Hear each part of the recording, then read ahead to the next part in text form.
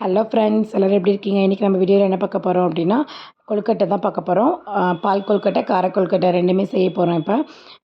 பால் கொழுக்கட்டைக்கு வந்து 1 டம்ளர் அரிசி எடுத்து அதை நல்லா கழுநீர் பிடிச்சி கிரைண்டரில் போட்டு நல்லா தண்ணி விடாமல் அரைச்சி நல்லா கெட்டி பதத்துக்கு எடுத்து அதை ஒரு ஈரத்துணியில் போட்டு தண்ணி இல்லாமல் நல்லா உணர்த்திட்டு குட்டி குட்டி உருண்டையாக ஒன்றோட ஒன்று ஒட்டாமல் இந்த மாதிரி உங்களுக்கு எந்த மாதிரி ஷேப்லலாம் வேணுமோ அந்த மாதிரி ஷேப்லலாம் போட்டு எடுத்துக்கோங்க. அடுத்து அரிசி மாவு எடுத்து கொஞ்சமாக சுடு தண்ணி வந்து கை வெதும்ப இருக்க மாதிரி எடுத்து ஊற்றி கொஞ்சமாக உப்பு போட்டு அதை நல்லா வந்து பிசைஞ்சுக்கோங்க.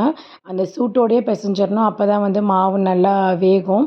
அதுக்கப்புறமா அதையும் குட்டி குட்டி உருண்டையாக உருட்டிக்கலாம். இதுவும் உங்களுக்கு எந்த ஷேப்பில் வேணுமோ அந்த ஷேப்பில் உருட்டிக்கலாம். நாங்கள் வந்து இன்றைக்கி உருண்டை ஷேப்பில் நான் வந்து உருட்டியிருக்கேன். இதை வந்து இட்லி பாத்திரத்தில் தான் நம்ம வேக வைக்க போகிறோம்.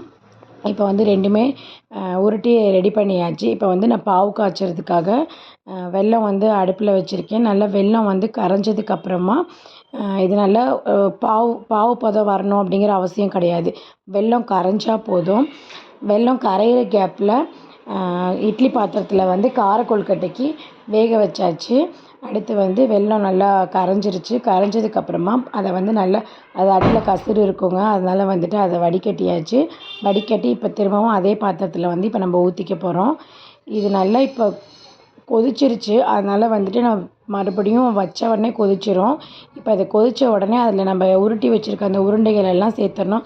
ஒன்று ஒன்றா சேருங்க. கொஞ்சம் டக்குன்னு பிடிச்சிரும். அதனால் ஒன்று ஒன்றா சேர்த்திங்க அப்படின்னா நல்லா வந்துட்டு தனித்தனியாக வந்துடும். இப்போ வந்து நல்லா கொதிக்க ஆரம்பிச்சிச்சு. இப்போ ஒரு கிளறினதுக்கப்புறமா ஒரு 5 நிமிஷம் கழித்து தேங்காய் பால் அரைச்சி எடுத்துக்கோங்க.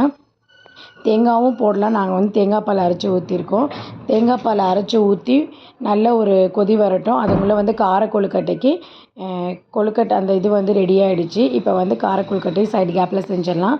ஒரு வடை சட்டியை வந்து அடுப்பில் வச்சு கொஞ்சமாக எண்ணெய் ஊற்றி கடுகு கடலைப்பருப்பு போட்டு அது நல்லா பொரிஞ்சதுக்கப்புறமா சின்ன வெங்காயம் வந்து கட் பண்ணி வச்சுருக்கோம். நீங்கள் வந்து பெரிய வெங்காயமும் சேர்த்துக்கலாம். நாங்கள் வந்து டேஸ்ட்டு கொஞ்சம் சின்ன வெங்காயம் போட்டோம் அப்படின்னா டேஸ்ட்டு கூடும். அதனால் வந்து சின்ன வெங்காயமும் கொஞ்சமாக பச்சை மிளகாயும் சேர்த்து நல்லா வதக்கிக்கலாம். இதுக்கு தேவையான அளவு உப்பு மட்டும் போட்டுக்கோங்க. ஏன்னா அரிசி மாவில் உப்பு இருக்குது.